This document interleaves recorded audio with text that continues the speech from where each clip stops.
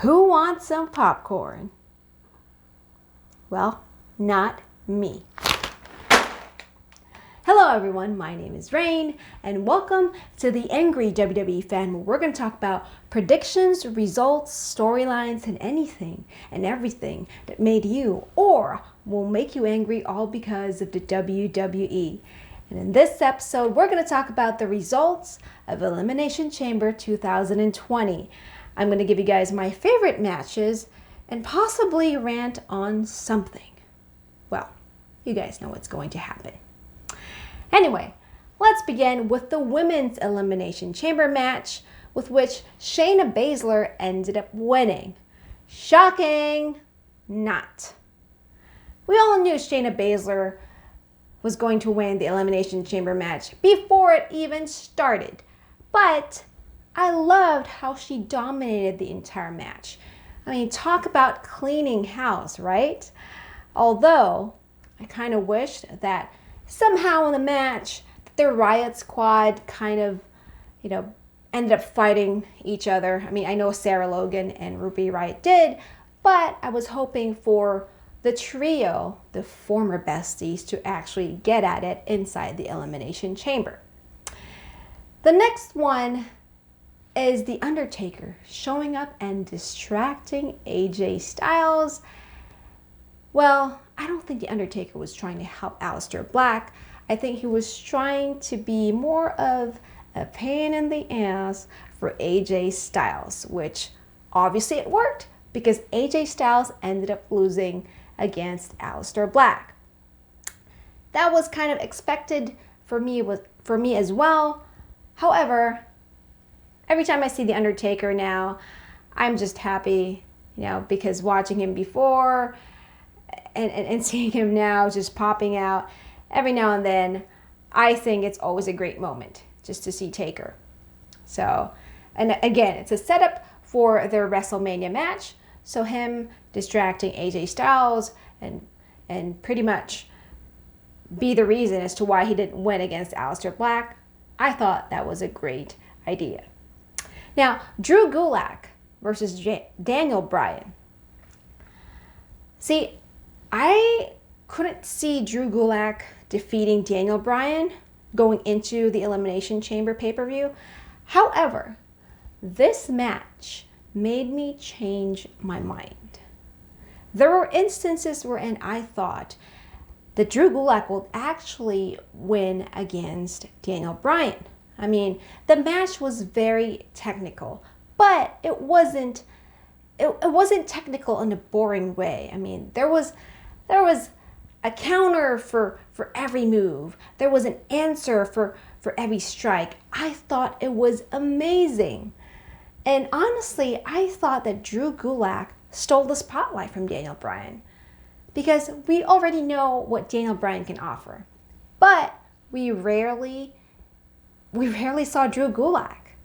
So I thought him facing Daniel Bryan at the Elimination Chamber kind of showed us what he can offer to the table. Although he didn't win, but either way, I'd be happy. Now, my favorite matches. Number one, the SmackDown Tag Team Championship match inside the Elimination Chamber.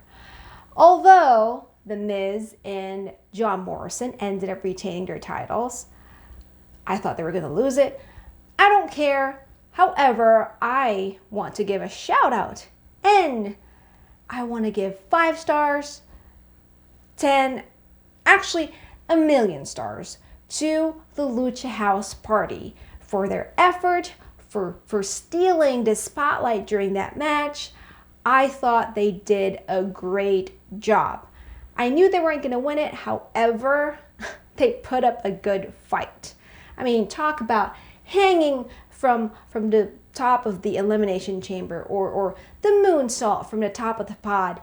That was amazing. Great job to both Lindsay Dorado and Gran Metalik. Also, I thought that Tucker, that diving somersault from the top of the pod by Tucker, that was a great moment for him. Why? Because the spotlight has been on Otis. because, as we all know, he's in love with Mandy Rose, and now Dolph Ziggler stole his lady. So all eyes were on Otis lately. But man, I thought that Tucker having that moment was amazing. And on the other hand, Otis kind of disappointed me. I love him, however, I mean, man, Otis, you finally got your hands on Dolph Ziggler. And what did you do? You just threw him on the top rope. That's it. I thought Otis would do more damage than that. And honestly, Tucker did most of the damage to both Robert Roode and Dolph Ziggler, which, again, they're a team anyway. But I expected more from Otis. But again, in a sense, it was a great moment for Tucker to somehow shine because he's being overshadowed. Now, my other favorite match of the night was Andrade versus Humberto Carrillo for the United States Championship. Andrade ended up retaining his title because he cheated, which we all know he does that anyway. But I wasn't annoyed that he did that to retain his championship. I mean, I think it builds up more anger from the WWE universe towards Andrade. That when, I'm not going to say if, that when Humberto Carrillo finally defeats him for the championship, it will be a much sweeter victory. So I don't care if Humberto Carrillo ended up losing to Andrade at the Elimination Chamber. I honestly thought they had a great match. They always do anyway, but, you know, I thought for a match that wasn't inside the Elimination Chamber, I thought they actually did well. Shocking moment of the night was when Sami Zayn ended up winning the Intercontinental Championship against Braun Strowman. I thought Strowman would actually defeat the three clowns, namely Cesaro, Shinsuke Nakamura, and Sami Zayn. But to quote Corey Graves, this is a time when the brain beats Braun. And in this sense, Braun Strowman. Now, my rant. This is why I didn't want popcorn, by the way.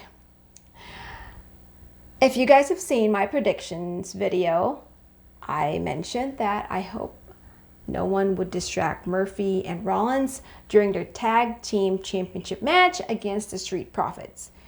And what exactly happened?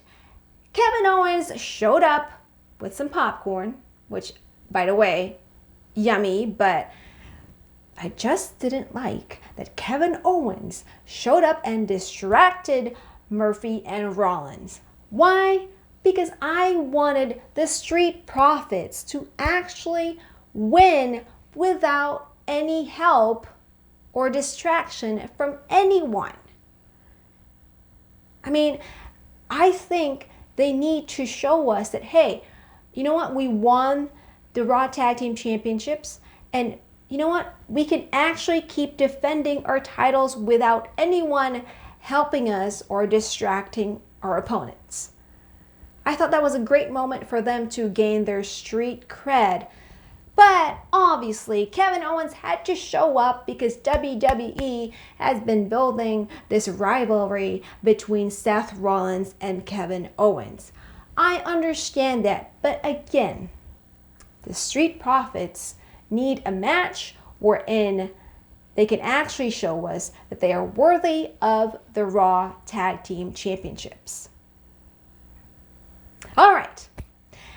That's my reaction to Elimination Chamber 2020. If you guys agree with me, please let me know. Even if you disagree with me, please let me know as well. Post your comments down below. Please feel free to like, share, and subscribe to my videos. And if you're on Instagram, please follow me at WWE What If or on Twitter at WWE_What If. I will see you guys again in my next video. Until then, TTYL, jabronis.